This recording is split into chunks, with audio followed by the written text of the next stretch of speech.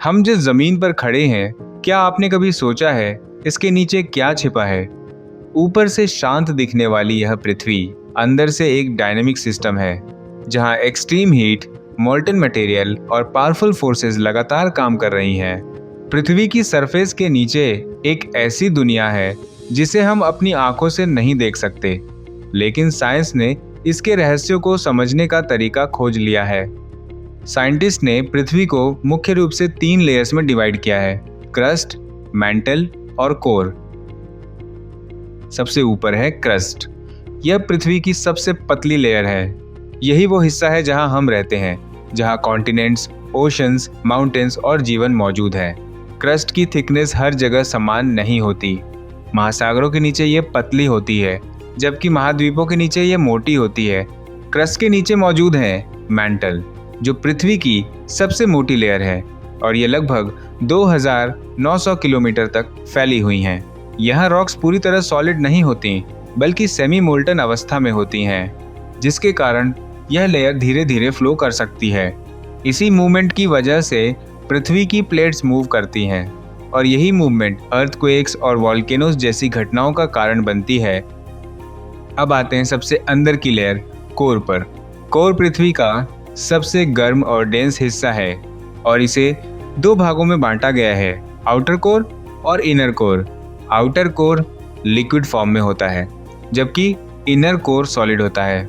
यह सुनने में अजीब लग सकता है, क्योंकि टेम्परेचर दोनों जगह बहुत ज़्यादा होता है, लेकिन इसका कारण है प्रेशर। इनर कोर पर प्रेशर इतना ज़्यादा होता है कि वह एक्सट्रीम हीट के बावजूद सॉलिड बना रहता है। लेकिन सवाल यह है, जब हम पृथ्वी के अंदर जा ही नहीं सकते, तो हमें यह सब जानकारी कैसे मिली?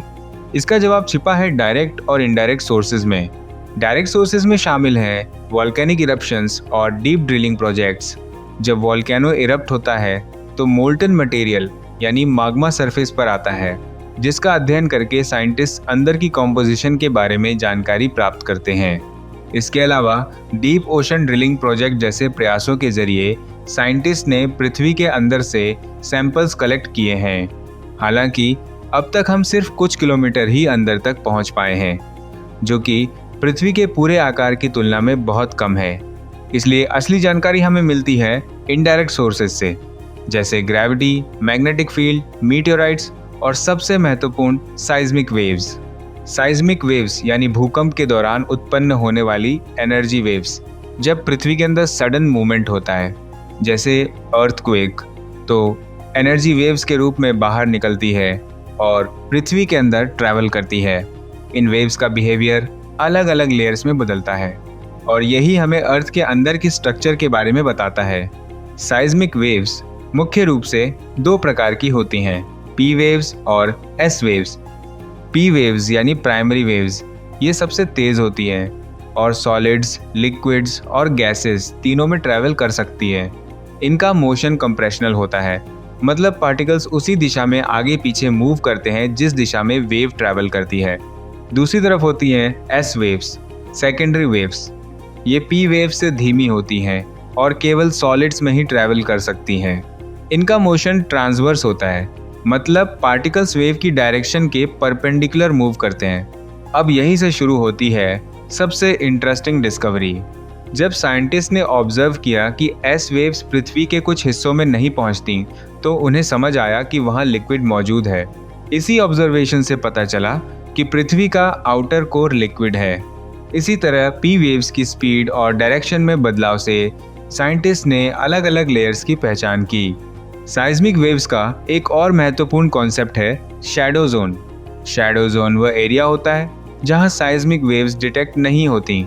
एस वेव्स का शैडो जोन यह साबित करता है कि वे लिक्विड कोर में ट्रैवल नहीं कर सकती, जबकि पी वेव्स का बिहेवियर यह दिखाता है कि वे कोर से गुजरते समय बेंड हो जाती हैं। ये सब हमें ये बताता है कि पृथ्वी अंदर से यूनिफॉर्म नहीं है, बल्कि अलग अलग लेयर्स में डिवाइडेड है। यानी अर्थ होमोजीनियस नहीं, बल्कि हेट्रोजीनियस है। जैसे जैसे हम पृथ्वी के अंदर जाते हैं, वैसे वैसे डेंसिटी और टेम्परेचर दोनों बढ़ते जाते हैं। अब बात करते हैं एक और महत्वपूर्ण कॉन्सेप्ट की, जियोमैग्नेटिज्म।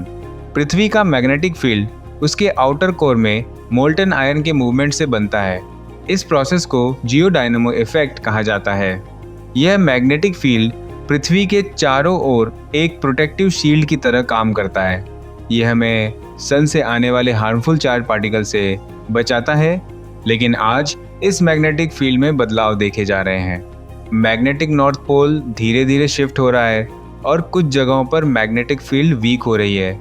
इसका असर नेविगेशन सिस्टम, सैटेलाइट्स और पावर ग्रिड्स पर पड़ सकता है। अर्थ का मैग्नेटिक फील्ड हमें सिर्फ प्रोटेक्ट ही नहीं करता, बल्कि एक खूबसूरत प्राकृतिक घटना भी पैदा करता है, ऑरोरा। ऑरोरा आसमान में दिखाई देने वाली रंग बिरंगी रोशनी। ये तब बनती है जब सन से आने वाले चार्ज पार्टिकल्स पृथ्वी के एटमॉस्फेयर में मौजूद गैसेस से टकराते हैं।